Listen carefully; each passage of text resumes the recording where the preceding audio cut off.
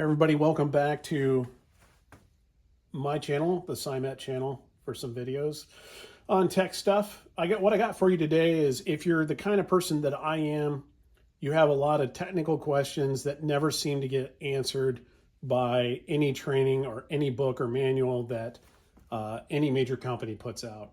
A lot of times, because in order to kind of toe the factory line, they're always just going to say, well, if you want it to work together, then you got to get the whole everything. And what I find is that we're dealing with a lot of individuals who either need to cobble something together to achieve a particular purpose, or reutilize parts that they have, or keep something that they have running.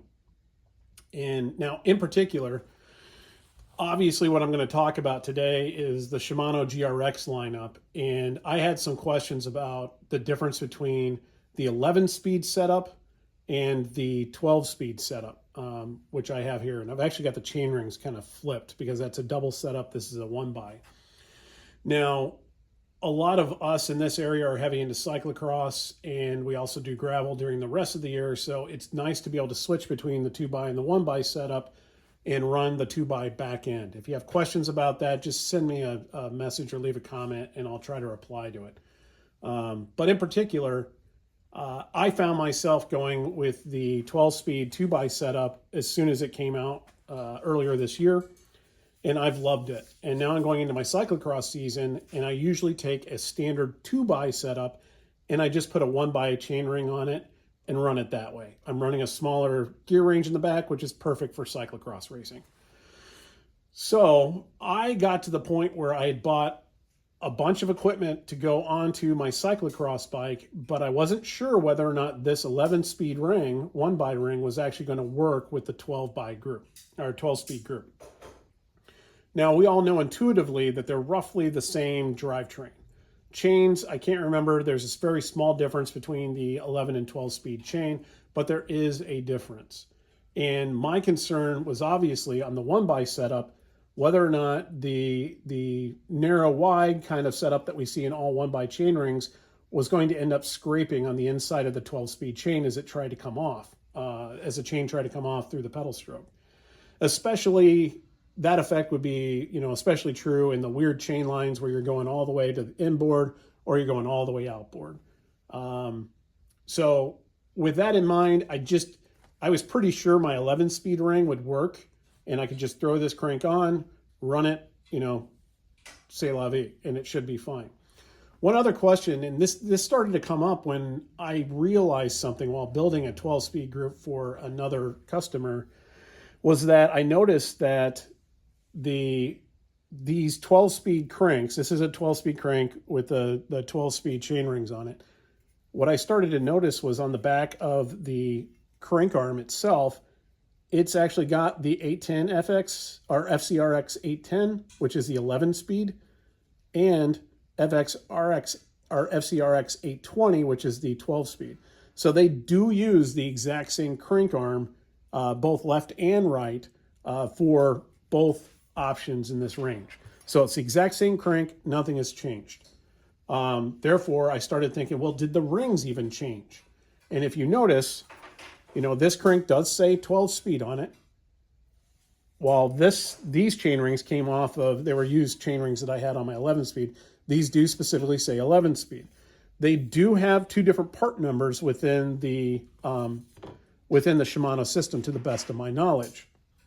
What I have started to notice, though, is that these cutouts looking like this are more common now on the 11 speed side. Unless I'm wrong, somebody who's eagle-eyed will be able to detect that difference a lot better than I can. I didn't do a ton of research before I dove into this, obviously. But very quickly, you can see, all right, I did a quick check, and we're looking at the same tooth width on both of these chain rings. Not only that, but the shift pins line up in the same place on both rings. And there's enough other similarities that the 11-speed and the 12-speed rings are the same.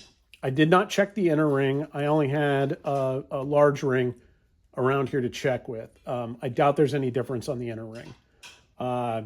So If you're out there and you have an 11-speed crank, GRX crank, sitting around, or you got a good deal on a used one, you're wondering if it's going to run with your 12-speed setup, it will run with your 12-speed setup. You do not have to swap your crank.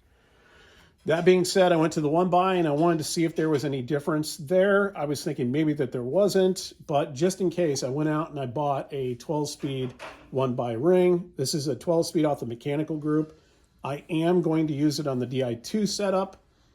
It makes no difference. I'm going to run DI2 12 in a one buy setup for cyclocross and have, you know, the 36 tooth max in the rear, which is perfectly fine for what we do. So I went ahead and I checked the 11-speed.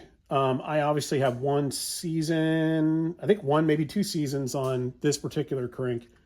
And the width on the wide teeth in this chainring is right at 2 millimeter. Whereas if I take the brand new 12-speed one, I check the wide tooth, again, you can see it's 1.8. So it is 0.2 millimeter narrower on this 12-speed ring. And if you notice or think about it, that's going to help that chain come off a little bit easier, especially when it's a narrower inside cage dimension for the chain. More of an issue here on the one by ring because you're trying to retain it. You're trying to fill in that gap within the chain. Obviously on a shifting setup with a 2x setup, it's not as big of a deal for have the ramp set or the width a little narrower so that it can shift off and drop.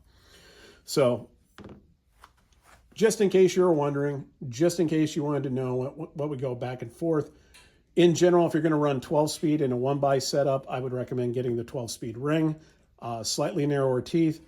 If you do happen to have an old 11-speed ring sitting around and you measure it and it happens to be worn down enough to where it's about 1.8 in the millimeter in the wide tooth thickness, I'd say run it.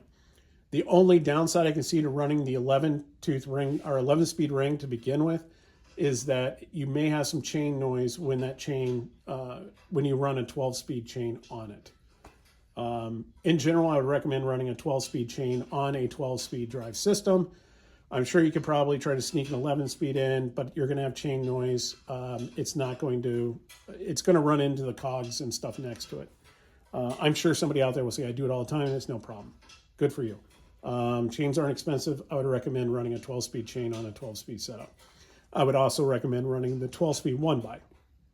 If you have an 11-speed crank with 11-speed chain rings, and you're wondering, though, if you can run it on a 12-speed GRX system, you can run it on a 12-speed GRX system.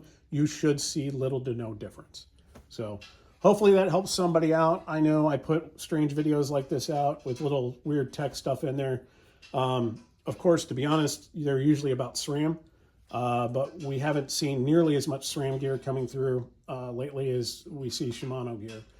And I think most of us around here have switched back to Shimano within the recent years. Just, I think for us, we haven't been on it as much lately, so we wanted to see the difference. And even though we're in the Chicagoland, the home of SRAM for the most part, their presence locally has kind of dropped off, and we're seeing more and more Shimano. So it just kind of has worked out that way. If you do have any SRAM questions, forward them on to me. I'll see if I can tackle them. Any more Shimano questions, I'll see if I can tackle them.